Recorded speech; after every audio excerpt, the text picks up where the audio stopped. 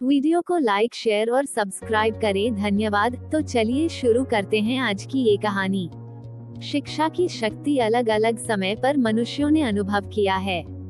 गांव के उस छोटे से स्कूल में, जहां धूल भरी गलियों के बीच किताबों की खुशबू फूलती थी, मास्टर जी रामप्रसाद का जादू चलता था। उनकी आंखें हमेशा चमकती रहती थीं, जैसे किसी सपने को साकार करने के लिए बेताब हों। मास्टर जी को पढ़ाना सिर्फ एक नौकरी नहीं थी, बल्कि उनका जुनून था।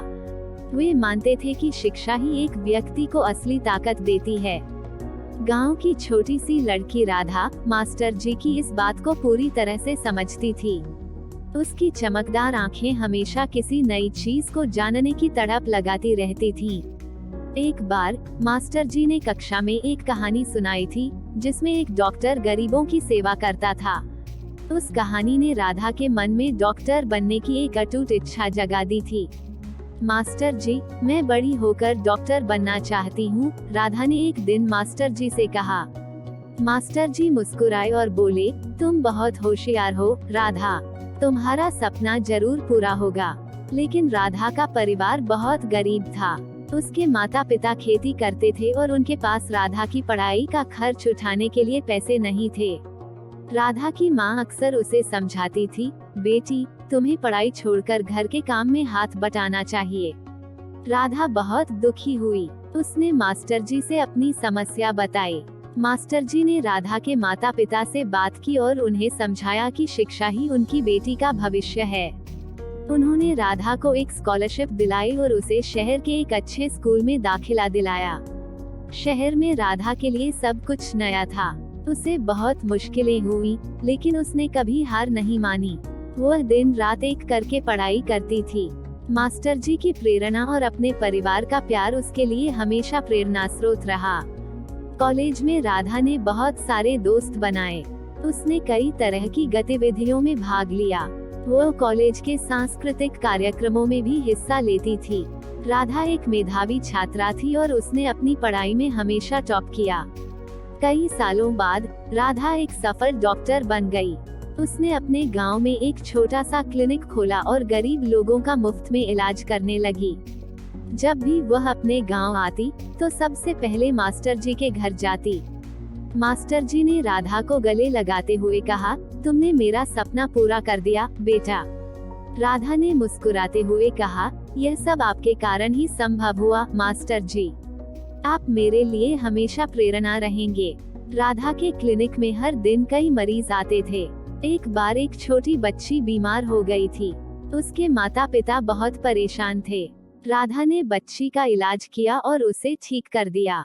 बच्ची के माता पिता बहुत खुश हुए और उन्होंने राधा को धन्यवाद दिया।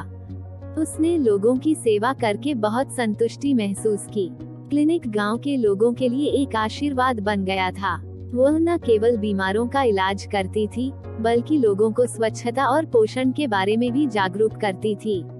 उसने गांव में कई स्वास्थ्य शिविर आयोजित किए, जिनमें लोगों को मुफ्त दवाएं और जांचें उपलब्ध कराई गईं। राधा के प्रयासों से गांव का स्वरूप ही बदल गया। लोग अब स्वच्छता का ध्यान रखने लगे थे। बच्चे स्कूल जाने लगे थे। गांव में एक नई ऊर्जा का संचार हो गया था। अपने गांव को स्वस्थ बनाने के बाद राधा ने और बड़े सपने देखने शुरू कर दिए। वह चाहती थी कि हर गांव में एक डॉक्टर हो। उसने एक गैर सरकारी संगठन गो शुरू किया और देश के विभिन्न गांवों में जाकर लोगों की सेवा करने लगी। राधा ने अपने गो के माध्यम से कई स्वास्थ्य केंद्र खोले। उसने डॉक्टरों और नर्सों को प्रशिक्षित किया। उसने गांवों में जागरूकता अभियान चलाए। एक दिन राधा अपने गो के काम से एक दूरदराज के गांव में गई। वहां उसे एक परिचित चेहरा दिखाई दिया। वह मास्टर जी थे। मास्टर जी अब बहुत बूढ़े हो गए थे, लेकिन उनकी आंखों में वही चमक थी। राधा मास्टर जी के पास गई और उन्हें गले लगा लिया। मास्टर जी ने राधा को आशीर्वाद दिया। उन्होंने कहा, तुमने मेरा सपना पूरा कर दिया बेटा। राधा ने कहा, यह सब आपके कारण ही संभव हुआ मास्टर जी। आप मेरे लिए हमेशा प्रेरणा रहेंगे। राधा ने अपना पूरा जीवन लोगों की सेवा में लगा दिया। वो एक प्रेरणा स्रोत बन गई। उसके बारे में कई किताबें और लेख लिखे गए। उसे कई पुरस्कार मिले, लेकिन राधा कभी नहीं भूली कि वो कहाँ से आई है और उसने क्या हासिल किया है।